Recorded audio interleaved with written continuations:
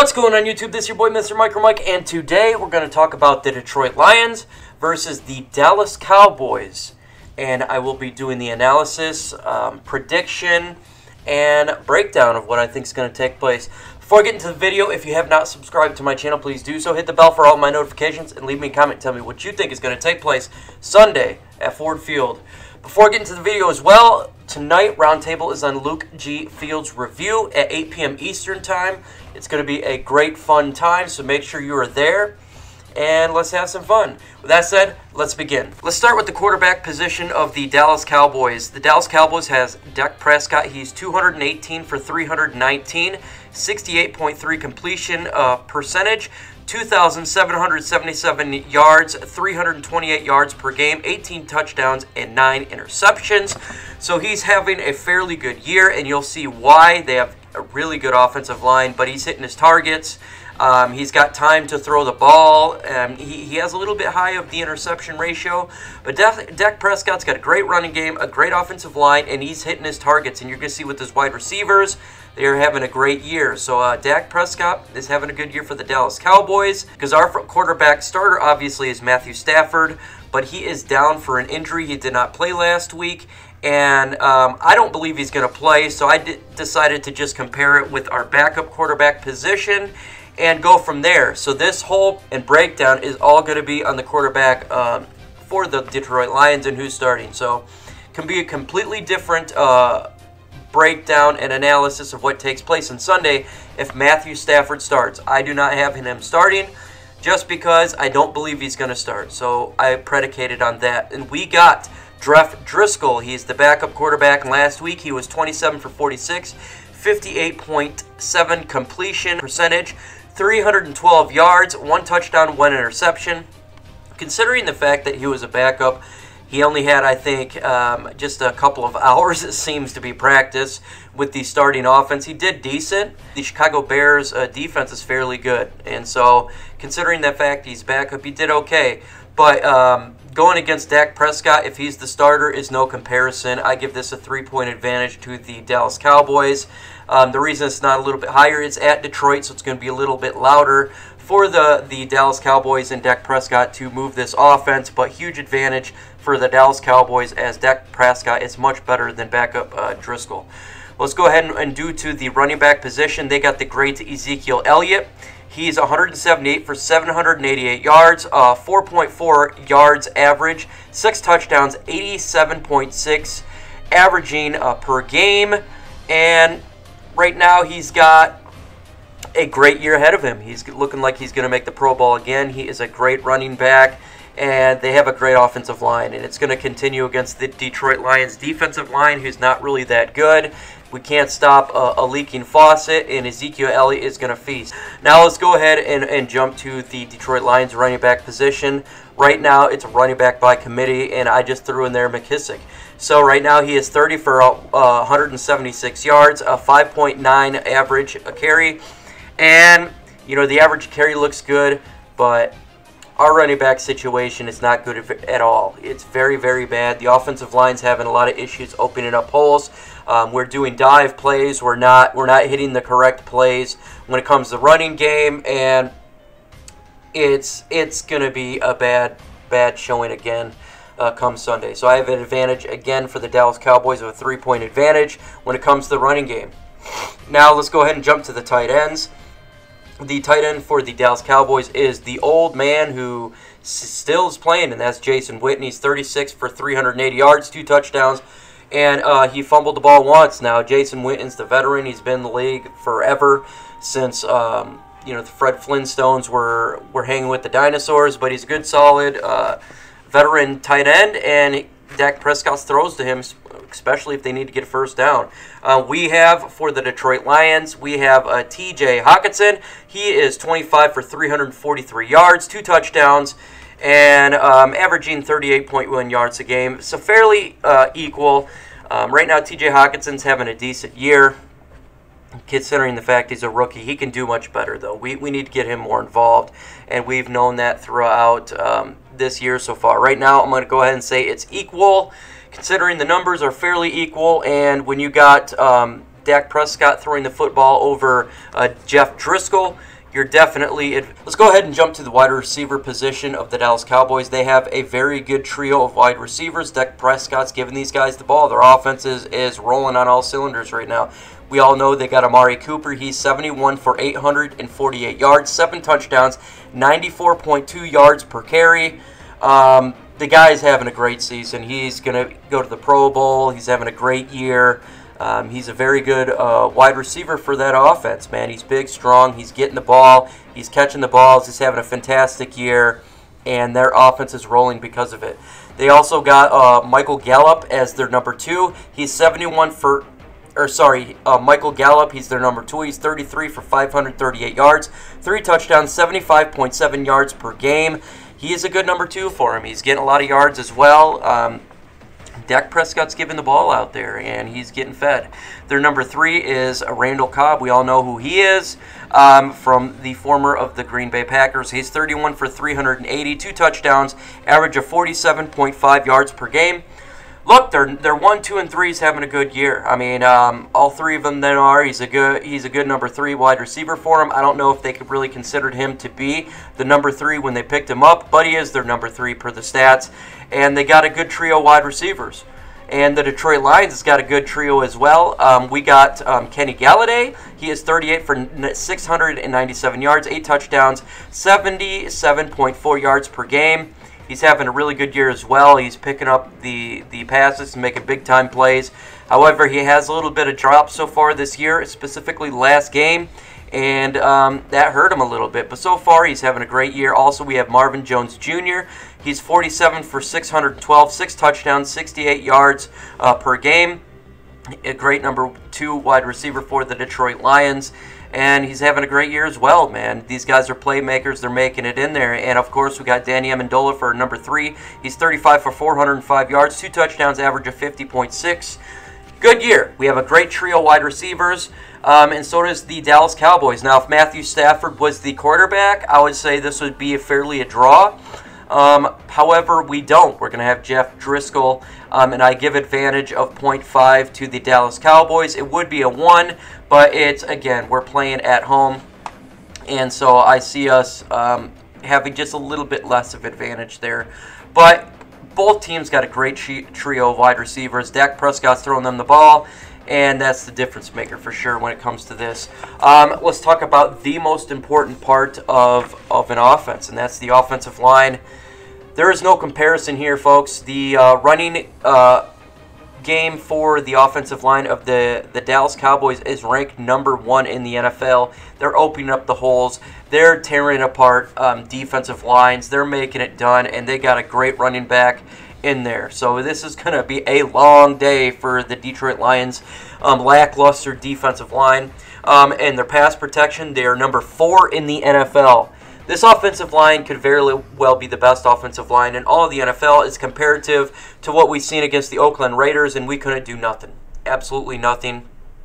Our defensive line's got a handful to deal with, and I feel like this is a bad matchup for us. The offensive line for the Detroit Lions running game is number 20, so below average, not good at all. Well, I just say it's not good. I want to say it's not good at all. I mean, there's obviously teams that are worse, but 20 is not good. Not good at all, in my opinion. Pass protection is a lot better. It's number 9 in the NFL. They're doing well against, protecting the quarterback. And the quarterback that's playing for us is going to make it a little bit easier as well, as Jeff Driscoll can run. He can get out of the pocket. He is spitty. So it will help out in that sense. But at the end of the day, this is a +3 advantage for the Dallas Cowboys. Their offensive line is scary good. They're just crushing people. And you win in this NFL with a good offensive line, and that's what we're seeing. They took an L, though, against the Minnesota Vikings, but they're having a pretty good year against that with that offensive line. Now let's jump to the kicking game. Now the kicker for the Dallas Cowboys is Mr. Brett Maher. He is 14 for 20, averaging 70%. His long is 63, so he's got a nice long one, but 70% is not that great when it comes to kickers. And hopefully the kicking woes continue at Ford Field, because for whatever reason it seems like teams have a hard time kicking field goals. And obviously we got Matt Prater. He's 17 for 20, 85% completion. He's having a good year like he always does. Matt Prater kicks those field goals. He can kick them long as well. And so I give an advantage here of a 1 point to the kicking advantage for the Detroit Lions. But at the end of the day, I feel like they're going to be scoring a little bit more touchdowns, and so the kicking game is going to be less effective. But anyways, that is an advantage for the Detroit Lions, be a slight one. Let's go ahead and jump to the defense. The defensive line of the Dallas Cowboys, they have DeMarcus Lawrence. Now, he is 25 tackles, 4.5 sacks. He's getting after the quarterback. He's got 4.5 sacks, and it's going to be a handful for us, man. They got a good defensive line, and it starts with him. They mix it up with the linebackers. So you're going to see some of the sacks that are going to be taking place actually for the linebacking core, but I just threw defensive line with the defensive line. They also got Malik Collins, and he is 13 tackles, 3 sacks. Again, getting after the quarterback, getting some sacks in there. They got Woods. He's 12 tackles. Not a whole lot from him. More or less intermixed when it comes to their line. Robert Quinn, he's 16 tackles and 7.5 sacks. So their defensive line's getting after the quarterback. They're sacking the quarterback. And Taylor Decker and whoever's at right tackle, if Wagner is actually playing or not, or Terrell Crosby, we got a handful against these guys. They're going to be going after the quarterback, and I do feel they're going to get some on Sunday. The Detroit Lions, we all know we got Trey Flowers. He actually started off slow this year, but he's got 36 tackles and 5 sacks. He's getting a little bit better.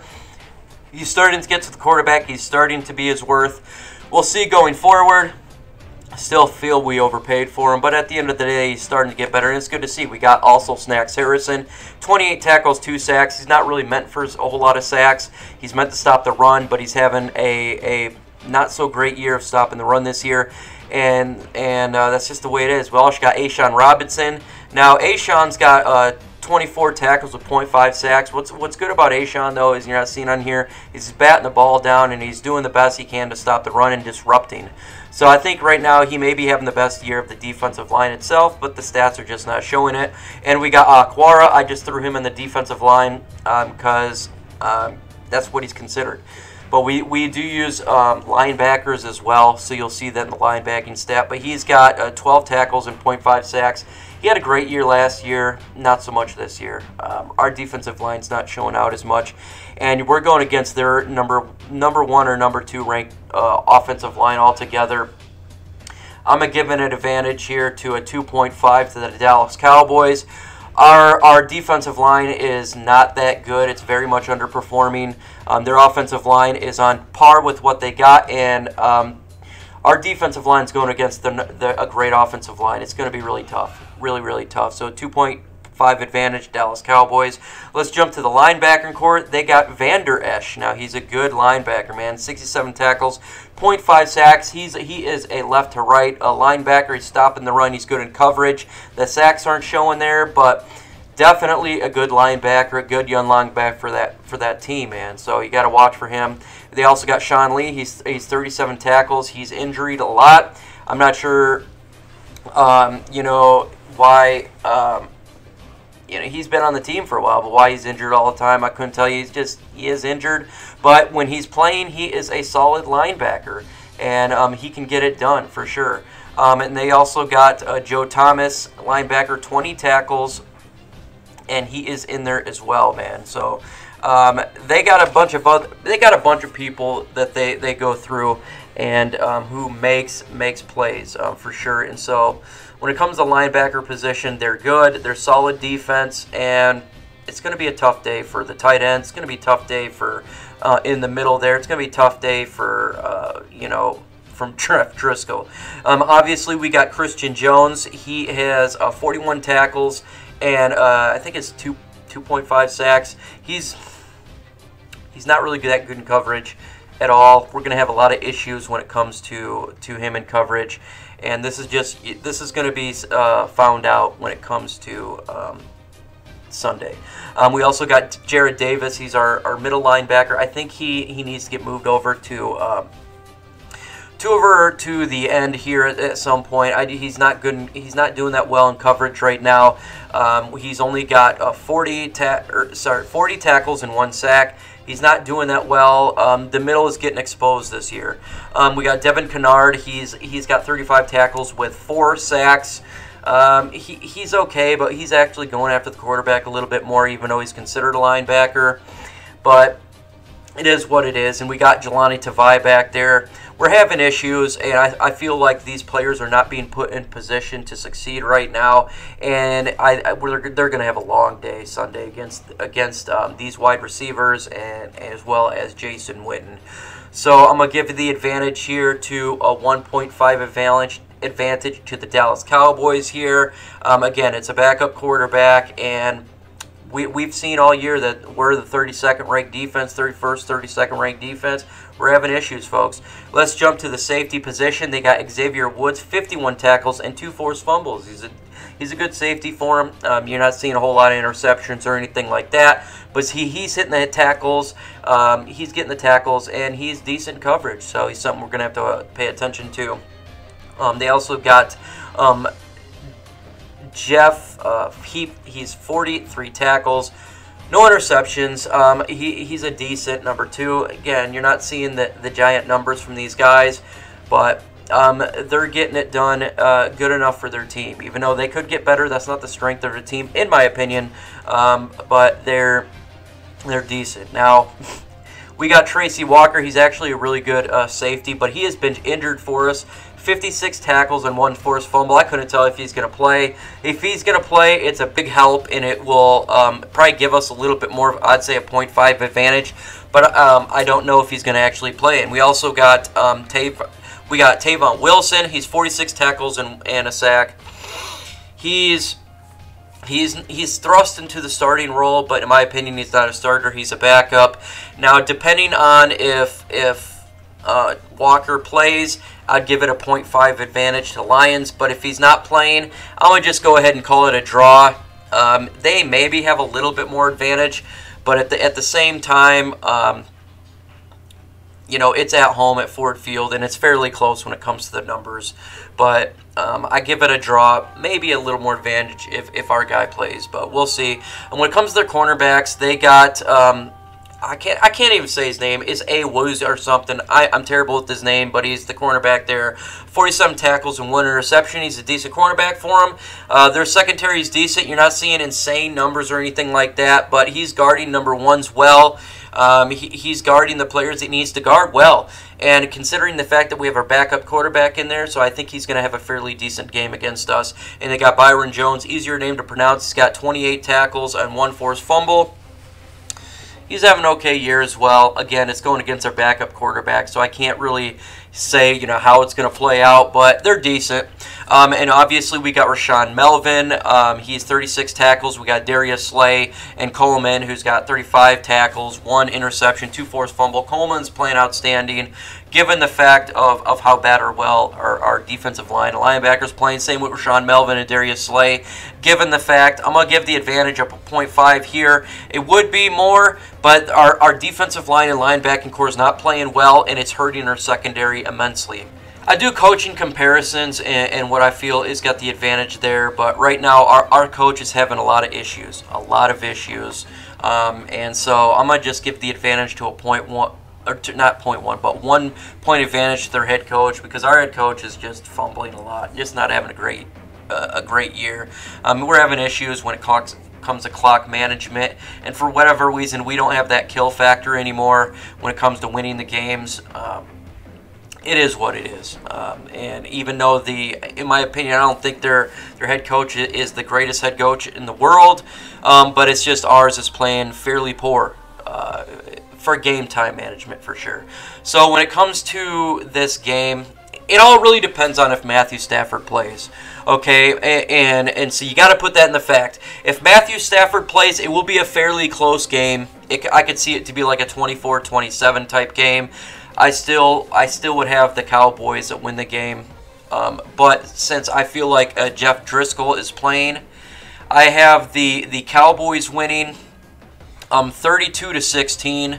beating the Detroit Lions. They have advantages all across the board, and our defense is horrible. And if Driscoll's playing, their defense is good enough to slow us down for sure. And it's going to be an issue for a second-string quarterback. It's going to be a real big issue. So tell me what I did right, what I did wrong. Dallas Cowboys fans, tell me what your prediction is. Detroit Lions fans, tell me what your prediction is. With that said, we will get ready for the game and just enjoy it for what it is. With that said, folks, adios.